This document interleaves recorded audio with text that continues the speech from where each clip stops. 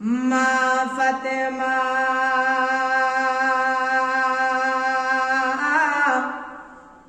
ভোরের টাইমে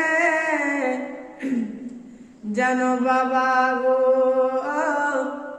এক গিলাস পানি নিয়া যেন পানি পান করে রোজা থেকে গেল। যেমনই রোজা থেকে গেল যেন সকাল হয়ে গেল বন্ধুরা। যেমনই সকাল হওয়া মা ফাতেমার দুনো সন্তান ইমামে হাসান এবং হুসাইন কে মা ভাবছে, আল্লাহ গো আজকে তো আমার বাড়িতে কোনো খাবার নাই, আল্লাহ আমার দুনো সন্তান ইমাম হাসান এবং হুসাইনকে কি খাওয়াবো।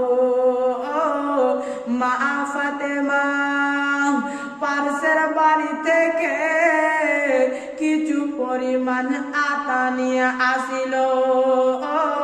আর আটা নিয়ে এসে ওই মা ফাতেমা দুনো সন্তানের জন্য খাবারের ব্যবস্থা করে। সুবহানাল্লাহ সুবহানাল্লাহ। মা ফাতেমা যেমনই খাবার নিয়েছে মা ফাতেমা দুনো সন্তানকে ডাক দিল, ওরে আমার লাদরা দুলারা, ওরে আমার কলেজার পালা, ওরে আমার নয়নের দুলারা, ওরে আমার সন্তানেরা একটু আমার কাছে আয় রে সন্তানেরা।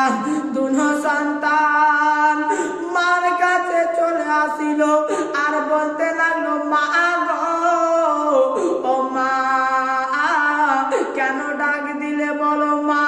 বলতে লাগলো, ও আমার সন্তানেরা রে, এই যে তোমাদের জন্য খাবারের ব্যবস্থা করেছি, তোমরা তাড়াতাড়ি করে খাবার খেয়ে নাও। দুনো সন্তান বলতে লাগলো, মা গো আর দেরি করিও না মা, আর দেরি করিও না, তাড়াতাড়ি খাবার দাও মা। ওই মা জানো বাবা গো দুনো সন্তানকে নিজের কোলে বসিয়ে নিয়েছে আর জানো ছোট্ট ছোট্ট করে রুটি খাইয়ে দিচ্ছে মা।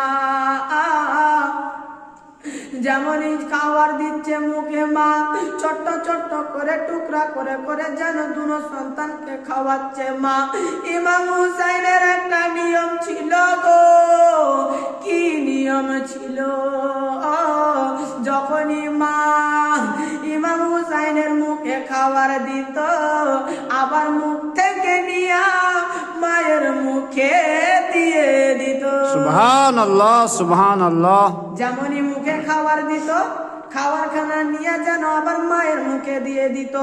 আজকেও যেন ওই করতেছে, মায়ের নিজের মুখ থেকে খাবার খানা নিয়া যেমনই মায়ের মুখে দিতে যাবেন বন্ধুরা, মা বলতে লাগলো, ওরে আমার সন্তানেরা রে, ওরে আমার সন্তানেরা রে, আজকে আমার খাওয়া চলবে না।